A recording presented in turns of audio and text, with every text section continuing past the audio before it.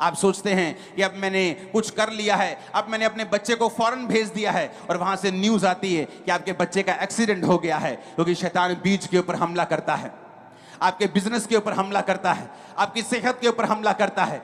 वचन कहता है कि जो खुदा से दूर होगा शैतान उस पर हमला करता है। ये नहीं कि परमेश्वर उस पर हमला कर रहा है, परमेश्वर दुख नहीं देता। आप अपने बच्चों को दुख नहीं देते, आपके बच्चे आपसे दूर भी हो जाए तो आपको दुख नहीं देते, लेकिन आप अपने बच्चों की सुरक्षा नहीं कर पाते जब बच्चे आपसे दूर होते हैं। जब आप परमेश्वर से दूर हो जाते हैं, जब आप दुनिया के पाप में चले जाते हैं, व्यभिचार में चले जाते हैं, चोरियां करने लगते हैं, कुंडियां डालने लगते हैं, अलग अलग प्रकार के आप गलत काम करने लगते हैं, तो बाइबल में लिखा है आप परमेश्वर की दृष्टि में आप पापी बन जाते हैं। जब आप पापी हो जाते हैं तो शैतान के पास अधिकार होता है कि वो आपके बीजों के ऊपर हमला कर सके और आपके ऊपर अटैक कर सके। लोग बोलते हैं अगर परमेश्वर जिंदा है तो हॉस्पिटलों में लोग मर क्यों रहे हैं? अगर परमेश्वर जिंदा है तो इसका इकलौता बेटा कैसे मर गया? इसके अभी 3 महीने पहले शादी हुई थी, ये कैसे मर गया? परमेश्वर ने उसे नहीं मारा, शैतान ने उसे मारा है। जब हम प्रभु से दूर होंगे तो परमेश्वर की सुरक्षा फिर हमारे जीवन में काम नहीं करती। जो परम प्रधान के छाए हुए स्थान में बैठा रहेगा वो सर्वशक्तिमान की छाया में ठिकाना पाएगा, लेकिन वही ठिकाना पाएगा जो उसके छाए हुए स्थान में बैठा होगा। अगर हम परमेश्वर से दूर हैं तो शैतान हमारे बीजों के ऊपर हमला करता है। वो नहीं चाहता हमारे बच्चे नशों से आज़ाद रहें, वो नहीं चाहता हम बीमारियों से आज़ाद रहें, वो ये चाहता है कि हमेशा हमारे फाइनेंस के ऊपर अटैक होता ही रहे, हम कभी घर ना बनाने पाएं, ब्लेसिंग ना लेने पाएं, हमारे बच्चे कभी आज़ाद ना होने पाएं, हम बीमारियों से रहित होने वो कभी नहीं चाहता शैतान। वो चाहता है कि हम फंसे रहें।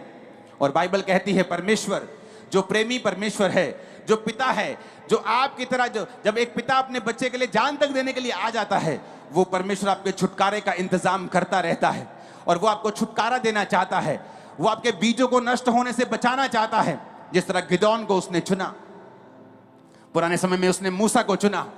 मूसा पूरी इजरायली कौम को, 20 लाख के करीब लोग थे, पूरी इजरायली कौम को चमत्कारों के द्वारा उन्हें वापस ले आया।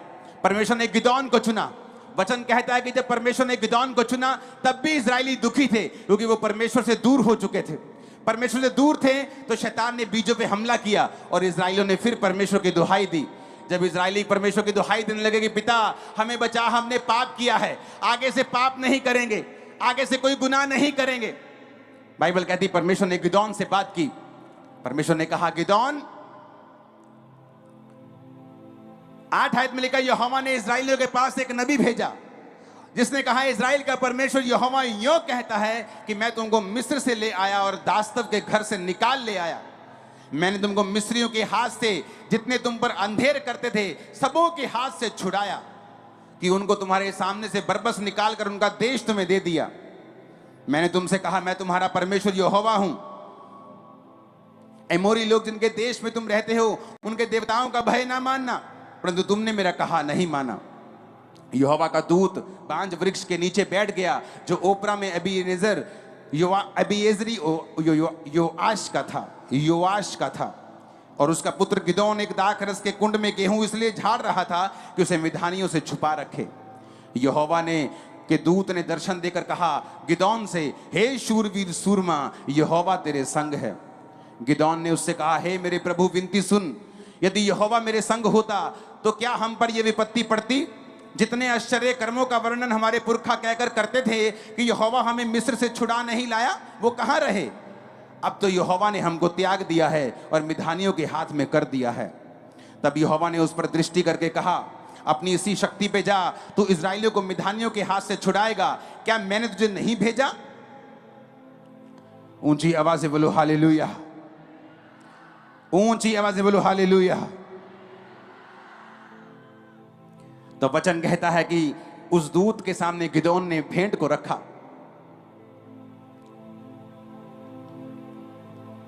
और उस भेंट को दूत ने छुआ और वो आग बन गई और उसके बाद दूत चला गया।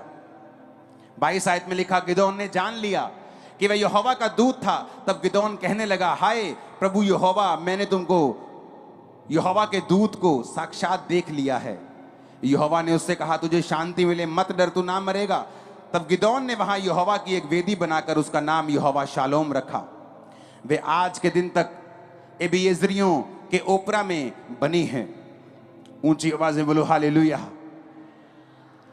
वचन कहता है कि इस्राएलियों ने जब परमेश्वर की दुहाई दी, परमेश्वर ने फिर एक व्यक्ति को भेजा, उसका नाम गिदोन था। जब परमेश्वर ने कहा, गिदोन, हे शूरवीर सूरमा, यहोवा तेरे संग है कि तू जाकर अब इस्राएलियों को मिधानियों के हाथ से छुड़ाएगा। और उसने पता क्या कहा? उसने कहा, मेरा कुल मेरे सब परिवार में सबसे कंगाल है। कहता मैं सबसे छोटा हूं। हालेलुया। और उसने कहा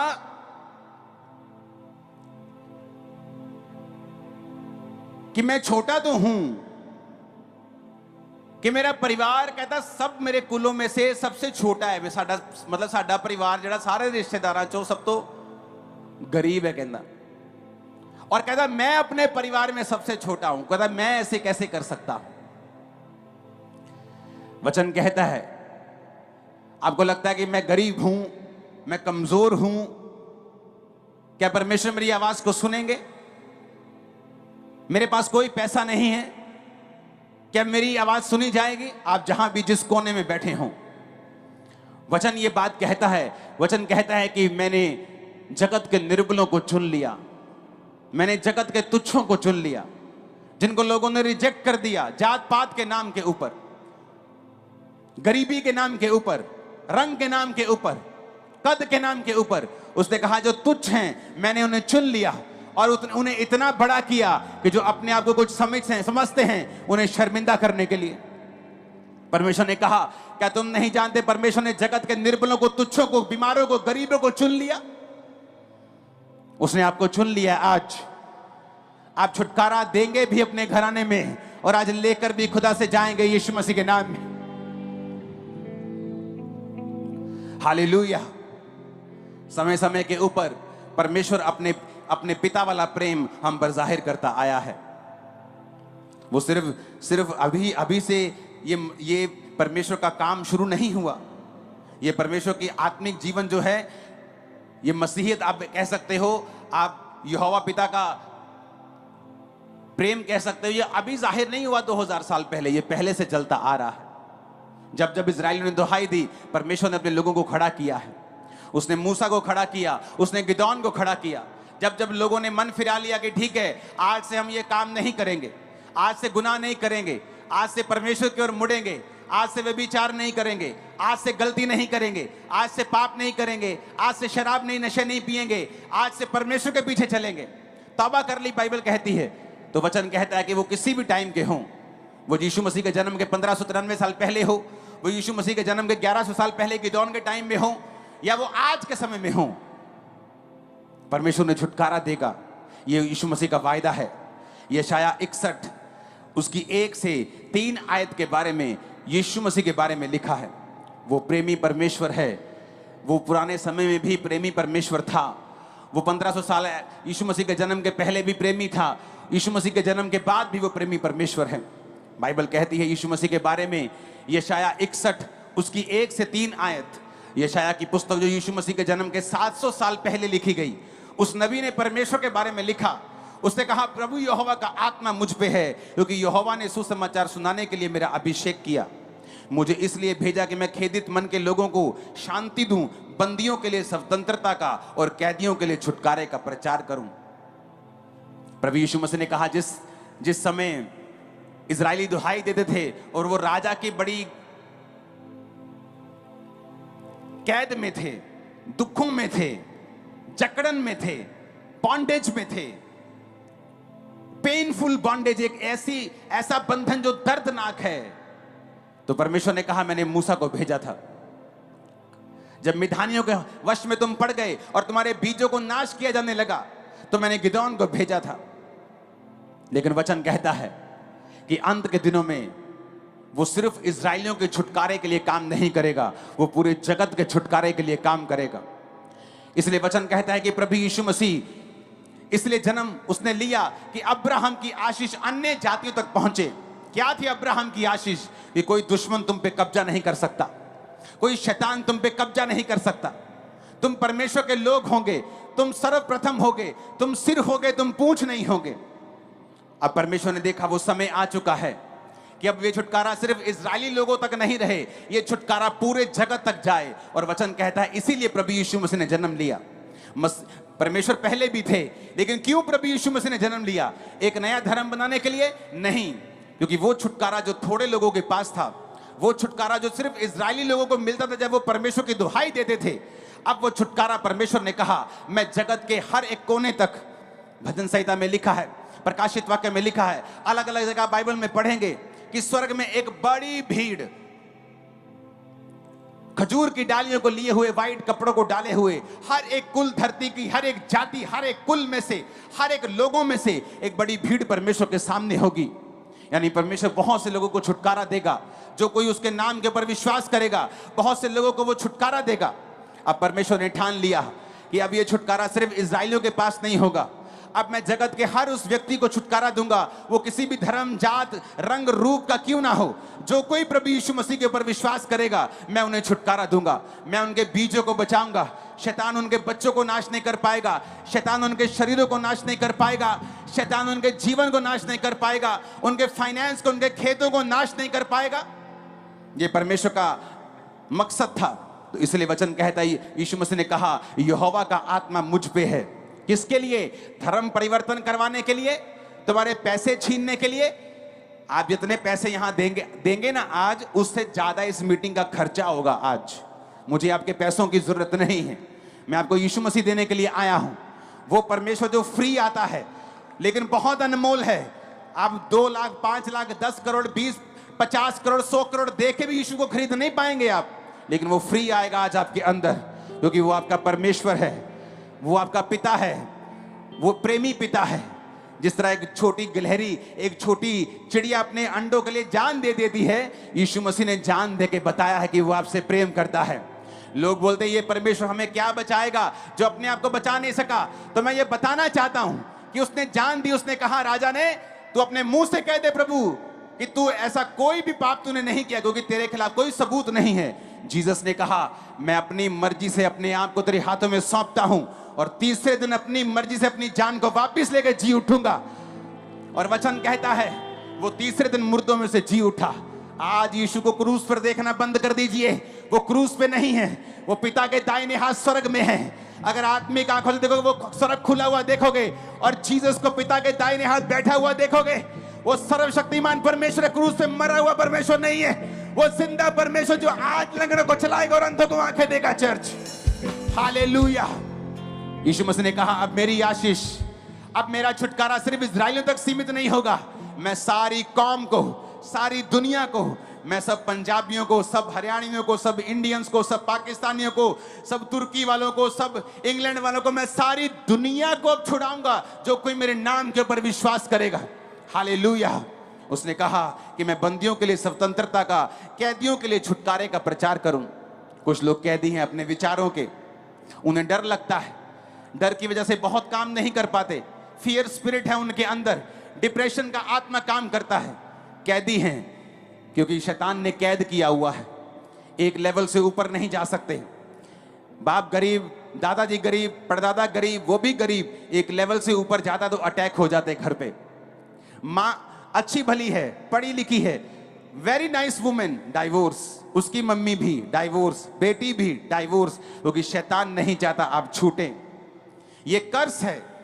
आप देखेंगे कई बार एक आपसे कहीं छोटे, कहीं कम लेवल के अच्छे लोगों को अच्छे पार्टनर्स मिले होते हैं, लेकिन कुछ लोग संघर्ष करते हैं क्योंकि वो शैतान की जकड़न है। जो कुछ नेचुरल नहीं है, जो बीमारी मेडिकल साइंस ठीक कर दे, नो प्रॉब्लम, लेकिन जब मेडिकल साइंस काम नहीं कर पाती, उसके पीछे शैतान का हाथ होता है। और यीशु मसीह ने क्या कहा? यीशु मसीह ने कहा, मैं बंदियों के लिए स्वतंत्रता का और कैदियों के लिए छुटकारे का प्रचार करने के लिए आया हूं। जब आप यीशु मसीह को ग्रहण करेंगे, अगर आज आप बोलेंगे कि प्रभु यीशु मसीह तो मेरा उद्धार करता और मेरा परमेश्वर है, आप किसी धर्म को चेंज नहीं कर रहे हैं, आप धार्मिकता को अपने अंदर ले रहे हैं, यीशु को अपने अंदर ले रहे हैं, तो वचन कहता है वो आपको छुटकारा देगा। 2 आयत में लिखा है, यहोवा के प्रसन्न रहने के वर्ष का, हमारे प्रभु के पलटा लेने के दिन का मैं प्रचार करूं और विलाप करने वालों को शांति दूं। बाइबल कहती वो शांति देने के लिए आया। मैं ऐसे परिवारों को जानता हूं जिनके बच्चों की मृत्यु हो गई और वो पागल हो गए थे, अपने जीवन को खत्म करने के लिए तैयार थे। लेकिन जब यीशु मसीह उनकी जिंदगी में आए, एक नई लाइफ उनको परमेश्वर ने दी है। यीशु मसीह ने कहा, मैं विलाप करने वालों को शांति देना चाहता हूं। तीसरी आयत में लिखा, ताकि सिय्योन के विलाप करने वालों के सिर पर राख दूर करके एक सुंदर पगड़ी बांधूं। यह आयत यीशु मसीह के जन्म से भी 700 साल पहले की है। यानी आप लगा लो कि 2700 साल पहले का वचन मैं पढ़ रहा हूं। उसने कहा वो तुम्हारे सिर पर की राख को दूर कर देगा। जब लोग दुखी होते थे तो अपने सिर पर राख डालते थे। जब कोई मर जाता था, किसी देश पे कब्जा होता था, देश लूट जाता तो राख डालते थे। परमेश्वर ने कहा, मैं तुम्हारी राख को दूर कर दूंगा और एक सुंदर पगड़ी तुम्हें दूंगा। उनका विलाप दूर करके मैं हर्ष का तेल लगाऊंगा, यानी खुशी का तेल परमेश्वर तुम्हें देगा। उदासी हटाकर यश का ओढ़ना उड़ाऊंगा, जिससे वो धर्म के बांज वृक्ष और यहोवा के लगाए हुए कहलाएं और जिससे उसकी महिमा प्रकट हो, ताकि आपको मालूम हो कि मेरा पिता जो स्वर्ग में है मुझे छुटकारा देते हुए खुश होता है, मुझे आशीषित देखता हुआ खुश होता है। जो मेरा परमेश्वर है मुझे ब्लेस होता हुआ देखना चाहता है, बढ़ता हुआ देखना चाहता है। आप जब जीसस क्राइस्ट को अपना उद्धारकर्ता ग्रहण कर लेंगे, मैं आपको भविष्यवाणी कर रहा हूं, आप दुनिया के बेस्ट प्लेसेस पे होंगे, आप दुनिया की बेस्ट जगहों में होंगे, बेस्ट देशों में होंगे, बेस्ट बिजनेस चला रहे होंगे, बेस्ट लाइफ जी रहे होंगे।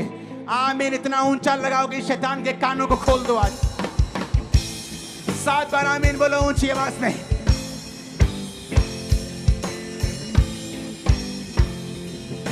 Hallelujah, hallelujah. प्रभु यीशु मसीह आए कि वो आपको छुटकारा दे सके, राख दूर करके एक सुंदर पगड़ी बांध सके, हर्ष का तेल लगा सके, खुशी का तेल तुम्हारे ऊपर लगा सके। क्रिश्चियंस की जितनी खिलाफत दुनिया में होती है, और किसी धर्म की, आप जो धर्म की बात करते हो, किसी की नहीं होती, लेकिन फिर भी क्रिश्चियन लोग आनंदित रहते हैं, क्योंकि परमेश्वर ने हर्ष का तेल लगाया हुआ है। जिसको खुदा हर्ष का तेल लगा दे, उसे कोई इंसान पहुंच नहीं सकता। जिसे परमेश्वर आनंदित होने का तेल बख्श दे, मसा बख्श दे, उसे कोई मनुष्य निराश नहीं कर सकता है। आपके रिश्तेदार जब आपको हेल्प करते हैं, कुछ तो करते नहीं, 99% तो करते ही नहीं, 1% कर भी दे तो बेइज्जती कर करके करते हैं। ਉਹ ਤੂੰ ਫੇਰ ਆ ਗਿਆ, ਉਹ ਤੂੰ ਫੇਰ ਆ गई, 50,000 दे दो, ਲੱਖ दे दो, ਅਸੀਂ ਵਿਹਲੇ ਆ, ਅਸੀਂ ਤੁਹਾਡੇ ਲਈ ਕਮਾਉਣੇ। बेइज्जती करते हैं। जीसस ने पता क्या कहा? उसने कहा, अगर तू मेरे पीछे चलेगा और मेरी सेवा करेगा, उसकी सेवा बहुत मुश्किल नहीं है। यीशु के बारे में प्रचार करना, पवित्रताई में जीवन बिताना, नशों से दूर रहना, गंदगी से दूर रहना। उसने कहा, अगर तू ऐसा जीवन बिताएगा तो मैं तेरी हर घटी को इज्जत के साथ पूरा करूंगा। तेरे को पैसा चाहिए होगा, इज्जत के साथ आएगा। आशीष चाहिए होगी, इज्जत के साथ आएगी। तो अपने घर में इज्जत पाएगी, तो अपने काम में बरकत पाएगा, तो जहां जाएगी इज्जत पाएगी, जहां जाएगा इज्जत पाएगा। रिसीव करो उस इज्जत को अपनी आत्मा में, यीशु के नाम में। Hallelujah, hallelujah. यीशु मसीह के जन्म के बाद उसके वचन में लिखा है, तू एक शादी कर सकता है। यीशु मसीह ने औरतों की इज्जत को रिस्टोर किया, क्योंकि औरत थी, हवा थी, जो पाप के पहली भागी बनी। तो परमेश्वर ने हवा को, औरत को श्रापित किया, आदम को श्रापित किया, धरती को श्रापित किया। औरत श्रापित रही कितने साल, आदम श्रापित रहा कितने साल, लेकिन वचन कहता है कि वो प्रेमी परमेश्वर है और वो फिर अपने बच्चों को छुड़ाना भी चाहता है। और परमेश्वर ने, बाइबल कहती है, फिर एक औरत को ही चुना। उसने एक ऐसी औरत को चुना जो सचमुच की कुंवारी थी, नाम की कुंवारी नहीं थी। सचमुच की कुंवारी को चुना और पवित्र आत्मा उस पर उतरा, और बाइबल कहती है उसने यीशु को जन्म दिया। जब यीशु को जन्म दिया तो उसने, जब परमेश्वर उसके पेट में थे, तो उसने कहा, परमेश्वर ने अपनी दासी की दीनता के ऊपर दृष्टि की है, वो आपके स्टेप्स को ऑनर करता है। जब यीशु मसीह मुर्दों में से जी उठे तो पहली प्रचारक औरत थी, उसको जन्म देने वाली औरत थी। यीशु मसीह का साथ देने वाली फाइनेंशियली मिनिस्ट्रीज में ज्यादातर 90% औरतें थी। परमेश्वर ने औरतों की इज्जत को रिस्टोर किया, फिर से उसे ऊंचा किया, आदमी को श्रापों से फिर से आजाद किया। अब तुम माथे की पसीने की रोटी नहीं खाओगे जब तुम यीशु मसीह के पास आ जाओगे।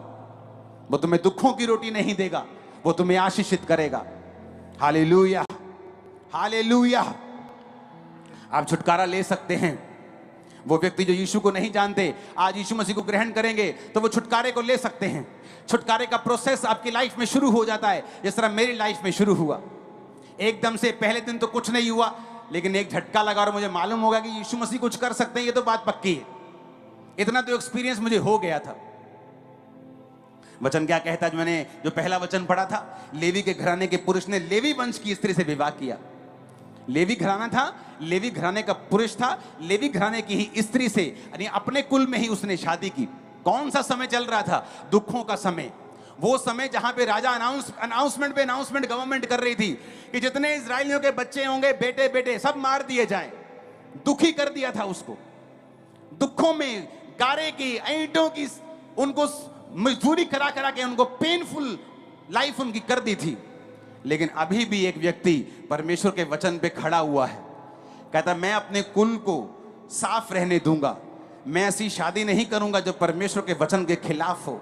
आज जब एक व्यक्ति यीशु मसीह से कुछ पाने में देरी होती है तो आप क्या सोचते हैं? उस प्रेशर में भी क्या परमेश्वर के साथ अड़े हुए और खड़े हुए हैं? बाइबल कहती है छुटकारा उन लोगों ने पाया है जिन्होंने यीशु को कबूल किया है। और फिर जब दोबारा छुटकारे की जरूरत पड़ती है मसीह होने के बाद, फिर उन्हीं लोगों ने पाया है जो उसके वचन पे खड़े रहते हैं, अड़े रहते हैं,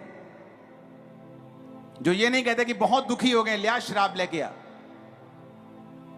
दानियल ने नहीं कहा कि लाओ जो लेके आना है मुझे दो खाने के लिए। अब कौन सा परमेश्वर हमारे साथ, हम बंधुआई में चले गए। लेकिन दानियल ने कहा मैं वो नहीं खाऊंगा, चाहे मैं बंधुआई में हूं, मैं वो नहीं खाऊंगा जो बाइबल में मना किया हुआ है। मैं आपको बता रहा हूं, यीशु वचन भी है। आप क्रिश्चियन हैं, उसके वचन पे खड़े रहें, अड़े रहें, क्योंकि छुटकारा आपके अंदर से पैदा होगा यीशु के नाम। आप क्रिश्चियन है ना, चर्च जाना भूले नहीं, नहीं काम होता तब भी जाएं, फास्टिंग रखें, प्रेयर करें, शैतान को शर्मिंदा करें। एक दिन आएगा जब छुटकारा आपके पास होगा और आपके पास से दूसरों के पास भी होगा, क्योंकि नए लोगों के लिए भी छुटकारा है और उन लोगों के लिए भी है जो यीशु को पहले से जानते हैं। दानियल ने प्रेशर में ये नहीं कहा और लेके आओ जो लेके आना है, मैं शराब भी पीऊंगा, दाखरस भी पीऊंगा, वो मीट भी खाऊंगा जो बाइबल में मना किए हुए हैं, लेके आओ। परमेश्वर कौन सा हमारे साथ है? हमारे साथ होता तो हम बंधुआई में क्यों आते? वचन कहता है जब यूसुफ को जेल में डाल दिया गया, उस जेल में भी उसने परमेश्वर को पुकारना नहीं छोड़ा। वचन कहता है कि सांकलों के साथ बंधे हुए भी उसने यहोवा की महिमा की और यहोवा के वचन को छोड़ा नहीं।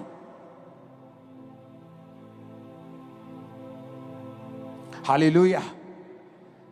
अगर आप क्रिश्चियन हैं, मैं आपको एक सलाह देता हूं, आप प्रेशर में भी हों, दुखों में भी हों, इस वचन को छोड़ना नहीं। एक बड़ा छुटकारा एंटर होने वाला तुम्हारी लाइफ और तुम देखोगे क्या होता है।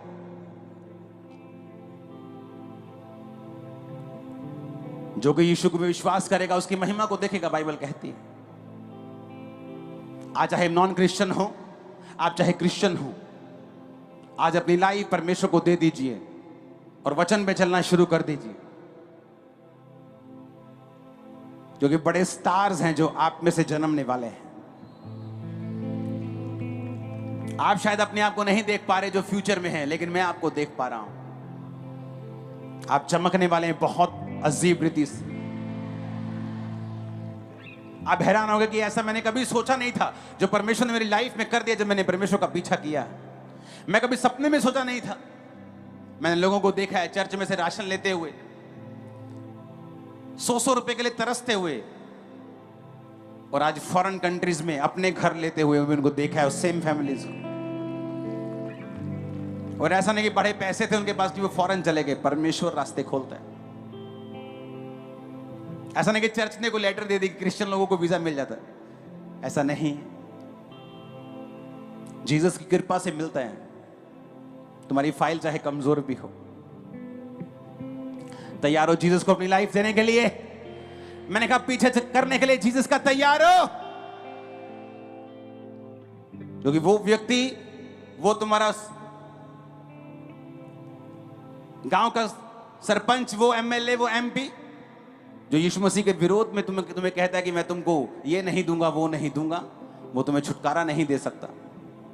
तुम्हारी फैमिली तुम्हारा विरोध कर सकती है, तुम्हारे रिश्तेदार तुम्हारा विरोध कर सकते हैं, लेकिन तुम्हें छुटकारा नहीं दिला सकते। क्योंकि जब मैं मसीह में आया, बहुत लोगों ने मेरा विरोध किया। मेरी फैमिली में पॉलिटिशियंस हैं, उन्होंने विरोध किया, डॉक्टर्स हैं, उन्होंने विरोध किया, रिश्तेदारों ने विरोध किया, मेरी फैमिली ने विरोध किया, लेकिन मैं जानता था मुझे अगर छुटकारा चाहिए, मुझे परमेश्वर के साथ चलना पड़ेगा। बिना डरे, बिना घबराए उसके साथ चलना, वो तुम्हें ऊंचा कर देगा आसमान तक। आमीन ऊंचे वाला चाहिए चर्च। मैंने कहा आमीन ऊंचे वाला चाहिए चर्च।